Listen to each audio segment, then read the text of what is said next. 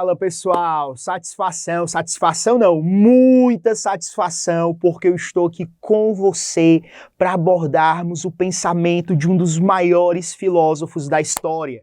Estou falando de um filósofo que desenvolveu uma filosofia chamada de criticismo. E o nome dele é Immanuel Kant. Kant, pessoal, é um filósofo que você tem que estudar. Por quê? Porque ele sempre cai em qualquer prova de vestibular que você for fazer. O Kant, ele desenvolveu o criticismo, que praticamente ficou conhecido como ser o meio termo entre o racionalismo e o empirismo. Veja, o racionalismo dizia o quê? O racionalismo dizia que o conhecimento era inato, e o empirismo dizia que o conhecimento vinha através da experiência. Ou seja, o racionalismo defendia um conhecimento a priorístico, anterior à experiência, e o empirismo defendia o conhecimento a posteriori, ou seja, posterior à experiência. O racionalismo enfocava a razão e o empirismo enfocava a experiência acerca dos objetos.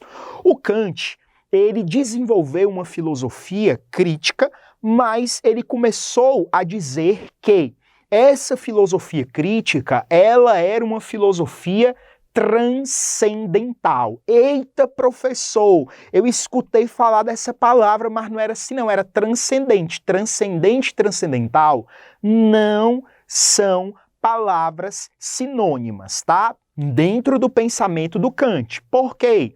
Transcendente é uma coisa que extrapola o domínio da realidade imanente, da realidade que a gente tem ao nosso redor.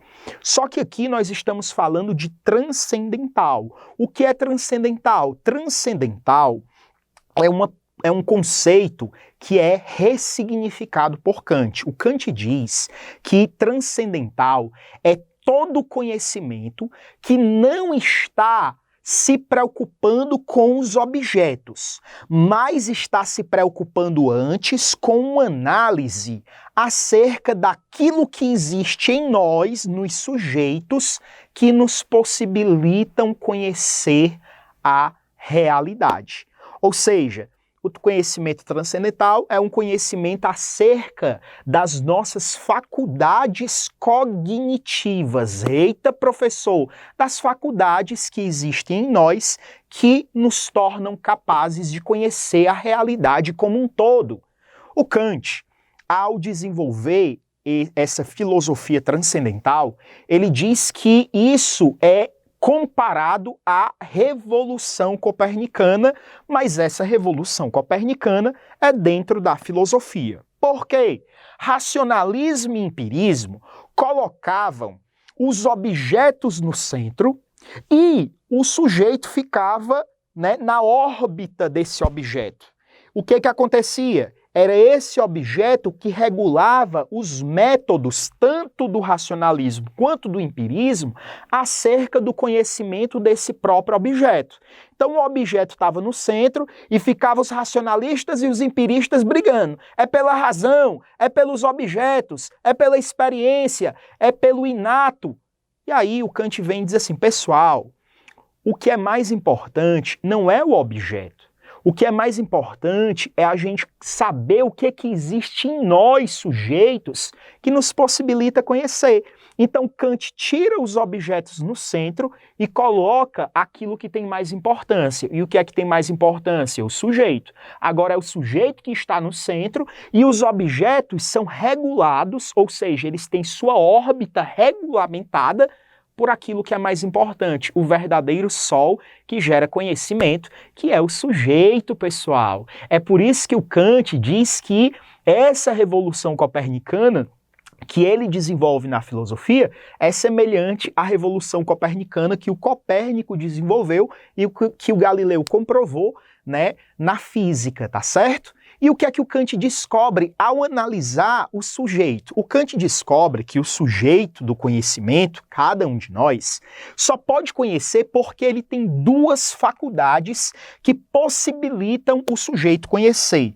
Quais são essas faculdades? A sensibilidade, que é a nossa capacidade de sermos afetados pelos objetos, e o entendimento, que trabalha com categorias que tentam entender as coisas que nos afetam.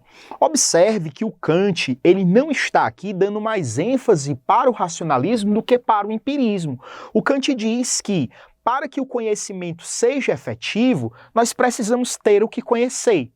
Só que, se você tiver o que conhecer, mas não ter quem conheça, não vai adiantar de nada. Mas o contrário também é verdade. Se você tiver quem conheça, mas não tiver o que conhecer, também não vai ter conhecimento. Então, o conhecimento é uma fusão daquilo que você pode sentir, experimentar, com aquilo que você entende daquilo que você experimentou. Kant diz que a sensibilidade e o entendimento pertencem ao sujeito. São categorias, faculdades que o sujeito traz com ele. E o Kant diz que a nossa sensibilidade, ela trabalha com duas coisas que são a priori, né? Que no caso é o espaço e o tempo, tá certo? O que é o espaço e o tempo? Segundo Kant, quando nós, prestem atenção, quando nós temos experiência de qualquer objeto, nós já temos certeza acerca de como nós vamos experimentar aquele objeto. Por exemplo, você, ou melhor, eu nunca estive, por exemplo, em Paris. Mas eu tenho certeza que no dia que eu estiver em Paris, na Praça do Sacré-Cœur, Praça do Sagrado Coração, né, que eu experimentar comidas lá, as experiências que eu terei, elas acontecerão em algum determinado lugar no espaço e em algum determinado momento do tempo. E a sensibilidade, que é a nossa capacidade de receber experiências através de objetos, ela sempre vai trabalhar com isso. E o que é que acontece? Eu experimento e à medida que eu experimento, meu entendimento se aplica a isso que eu experimento, e é justamente nessa aplicação do entendimento com as suas categorias naquilo que eu experimento que o conhecimento tem, né, aí o seu resultado, o seu, digamos assim, o seu modo de se efetivar.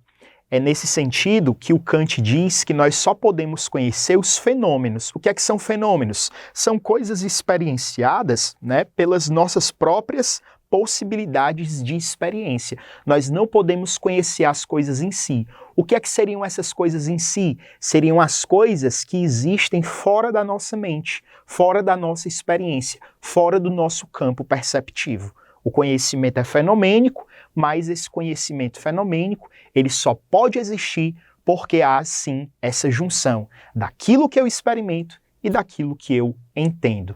E é por isso que o criticismo se convencionou, dentro da história da filosofia, a ser visto como um meio termo, como um caminho intermediário que tenta fundir aquilo que tem de bom no racionalismo e aquilo que tem de bom no empirismo. Ok, pessoal? Espero que eu tenha ajudado você e a gente sempre se encontra no próximo vídeo. Nunca se esqueça disso. Valeu!